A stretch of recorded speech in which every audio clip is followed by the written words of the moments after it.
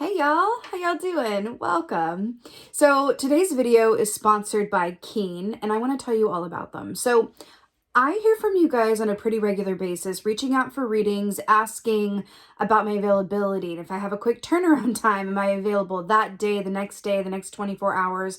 Because you guys have concerns that are time sensitive that you could use a little guidance around.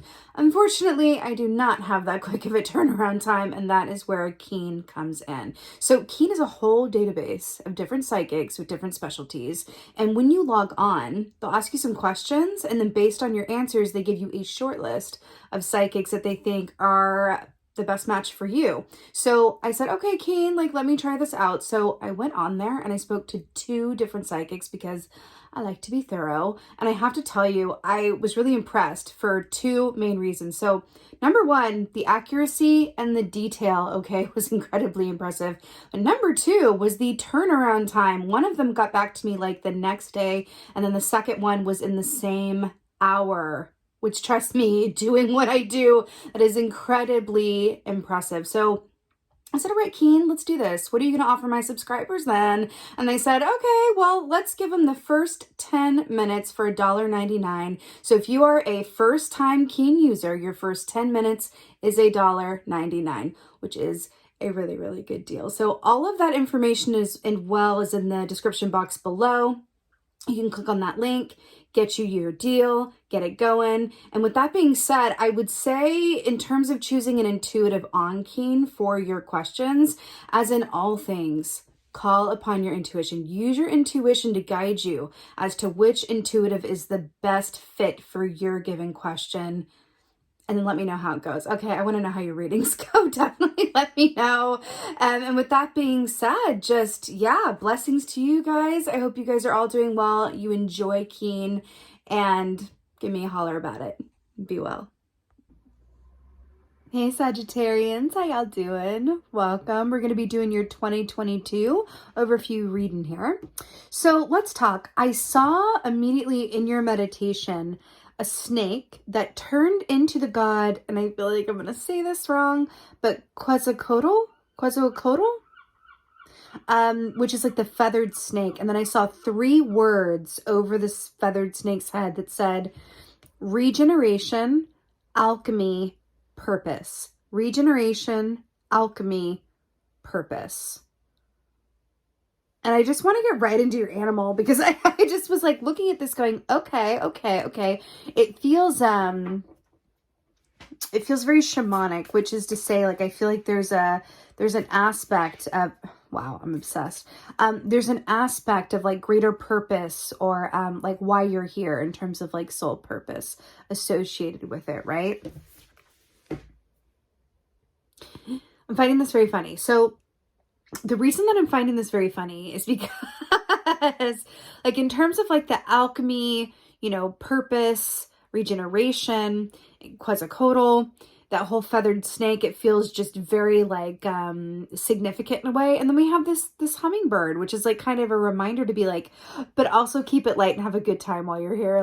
So I love that this is coming up. So the hummingbird equates to the Page of Swords in the Tarot, which is about insights, messages, communication, which I'm also getting a direct line to your message, what message you are here to convey, your communication skills, how you go about communicating what it is that you know or have to share with those around you or the world at large, right? So there's something in that. But also the hummingbird is such a beautiful energy because it speaks to the sweetness of life, the inherent sweetness of life, enjoyment, taking that time out to, in other words, smell the roses, right? This also speaks of really happy romance vibes as well, partnership, attracting romance towards you. So I really like to see that. All right. Let's see what's going on for y'all in 2022. Sagittarius. I feel like you're going to be reaping a lot of rewards of personal transformation work and healing this year. I have to tell you, it feels very transformative. So we have the 7 of Swords here for y'all. Fascinating. So 7 of Swords, is very much about self-sabotage, right? So I feel like there's an aspect of coming into the light of that and being aware of the ways in which you set yourself up for either defeat or failure. And I want to say, how many times have you proved yourself right? Is what I want to say. Like, how many times have you felt like, oh, this is going to go this way, and then it does, and you're like, huh, I knew it. There's something in that, and it's like, can you reframe things to go like, this is going to go right, and then see what happens, right? There's something about, in terms of like the Seven of Swords, like the habits or the thoughts or the things that we do that are counter to what we really desire in our highest and best good, right? I feel like you're coming into a greater awareness of what those things are, because I'm really drawn to the sun here, right? It's like you're popping up out and going, wait a minute, let me look around and see what's what here, which makes sense with the, you know, the snake, feathered snake god as well, right? Which is very much about, in order for you to, you know, inhabit your most fully realized self and potential, it's first you have to be fully aware of your motives and your is sort of purpose behind things, right? And going, oh, okay, I know myself. It's just another way of saying like, I really, really know myself, right? And from a place of curiosity, not judgment, right?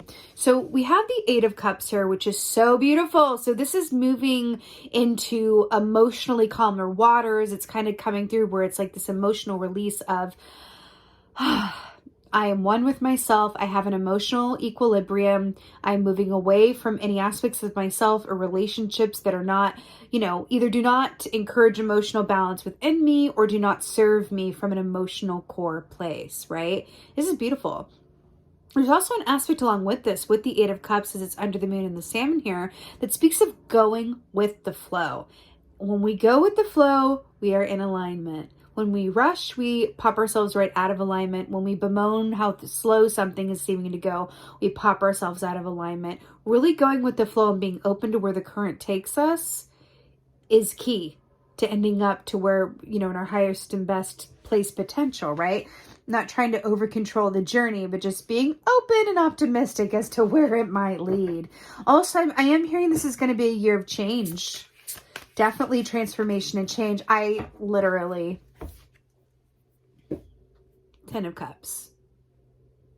I don't know if you could have anything better in the third position here, which is your outcome position. So 10 of Cups is happy home and family, but it's complete emotional fulfillment. It's interesting here how we went from the, look at this, just look at this storyboard. So we have the Seven of Swords, which speaks of coming into greater awareness of our motives behind things and the things that we do or the thoughts that we think that are of a disservice to ourselves, into the Eight of Cups, which is moving into emotionally fulfilling relationships and thought patterns and situations, right? And then we have the 10 of Cups, which is complete emotional fulfillment and happy family, happy home life, happy partnership. And I did get that with the hummingbird. So I'm obsessed with this for you. This is really beautiful. This is also a feeling of like fidelity and faithfulness and just feeling like you are truly seen and appreciated as well, which is really beautiful. Let's get a clarifier for this Seven of Swords situation here. Ah, indeed. This is exactly what we were saying. Eight of Swords to clarify the Seven of Swords. So Eight of Swords, especially with this mole here, which can't see very clearly, it has to rely on its sights, right? But do you see how both of these animals are popping up from underneath the ground? You know, the Eight of into illumination, into awareness, into seeing things, you know, more clearly. You know, the Eight of Swords here is that mental restriction or prison to which only you hold the key. It's when you're not seeing things quite clearly, right? And we're talking about you're waking up and seeing more clearly the ways in which you operate and hinder your own growth, progress, self situation, right? It's about being aware first, and then you can go about making different choices because you're not being subconsciously affected by fear or, you know, self-sabotage or whatever else. Awareness is key. And you're stepping into the full height of your awareness, which is really, it's not easy. It's really beautiful. I'm really happy to see it. Eight of Cups. I mean, Justice, really? To clarify the Eight of Cups, this is so auspicious. So justice is about everything being exactly as it's meant to be, everything being fair and balanced. This is beautiful Libra energy.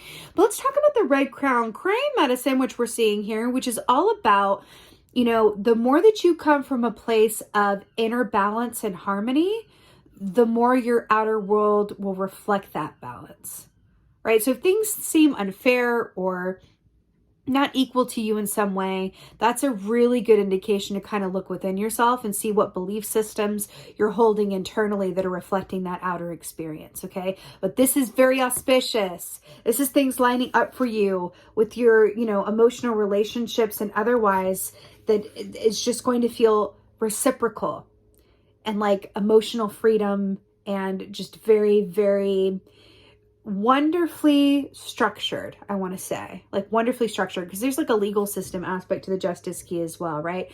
I feel like you're going to be feeling like, wow, I feel like everything's lining up. Everything's exactly as it's meant to be. And that's a really beautiful feeling. It's a really beautiful feeling. And this is one of the more positive readings I've had today, which I'm really obsessed to see. Really obsessed with that. So let's get a clarifier for 10 of Cups. Feeling good, feeling great. So we got the Magician here. I just like really to clarify the 10 of Cups. So the Magician is about being a co-creator of your own reality, realizing that you very much are in the driver's seat. So it's about that delicate balance, about getting clear on what you desire, taking the steps that you are divinely guided to take, and then surrendering the time in which it comes to you and what it looks like. That's the balance. But it's like you are using all the tools at your disposal to co-create your happiest and most emotionally fulfilling and stable life. And that is so beautiful. You are coming into your own power here. And this is taking me back to the Quetzalcoatl in the meditation, right? Just so beautiful. I do feel like this is also linked to your purpose. This feels like, you guys are really steeped into your soul purpose and really doing work that matters to you, or working on something that feels very, developmental and transformative, and like it is going to elicit major happy changes in your life and or the lives of those around you or your audience or whatever that is, right? But it feels very empowered. It feels like you're just in this place of like, oh yeah, I've got it now. I've seen the ways in which I was holding myself back. I made some happy changes, right?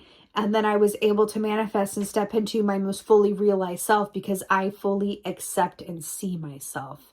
So then I was able to attract things that were like that energy of acceptance and love, right?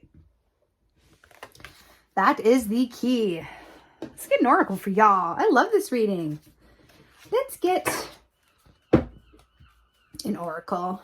Sagittarius. Can you hear those seagulls out my window there? The seagulls are squawking today. What do they do? I know crows caw. What do seagulls do? I don't feel like it's nice to say squawk, but okay. Let's get an oracle for y'all. For my beautiful Sagittarians. Oh, I'm so obsessed. So we have the Tour here. So this is in Glastonbury, right? The Glastonbury Tour. So this says truth, clarity, connection, and source. Truth, clarity, connection, and source. I love this so much. So this very much speaks of, setting about your highest and best path, right? And taking that climb up the hill. But I want to talk about something with this rabbit here. The tagline to rabbit medicine, much like shark medicine, is that abundance is on the other side of fear. And I feel like that is a big message coming in for you guys, especially with the 7 of Swords and the 8 of Swords. Abundance is on the other side of fear. There's something about kind of moving through anything that's kind of held you captive or in bondage or in any way has held you back, right? Coming into awareness of it, right? Releasing that stuff, coming into a greater balance, and then going, wow, this is what life is like on the other side of feeling like I wasn't in complete control of my situation, feeling like things were happening at me as opposed to, with me, for me, because of me, as a reflection of the internal me. And that's what this is all about. It's really, really beautiful. I feel like you are coming into a sense of accomplishment through this year, but also at the end of the year that is going to be like a weight has been lifted. That's what I keep hearing, like a weight has been lifted. I think it's really beautiful. I also feel like this is related to your root chakra, things that covers your home, your finances, your physical health. I feel like that is also going to be at the forefront of your year in a really positive way, and a lot of happy transmutation going on. Very well done, Sagittarius. This is really, really beautiful. This is your 2022 overview reading. I so hope that this helps and resonates as you go on throughout the year. I'm so excited for you guys. I would love to hear from you in the comments. How are you feeling about going into 2022? Can you even believe that we're there yet for 2022? Let me know how you guys are doing, how you're feeling, what's going on. With that being said, just thank you. Just thank you. Thank you so much for being here. Thank you so much for your continued support. And most of all, and as always, just thank you for being you. And be well. Until next time.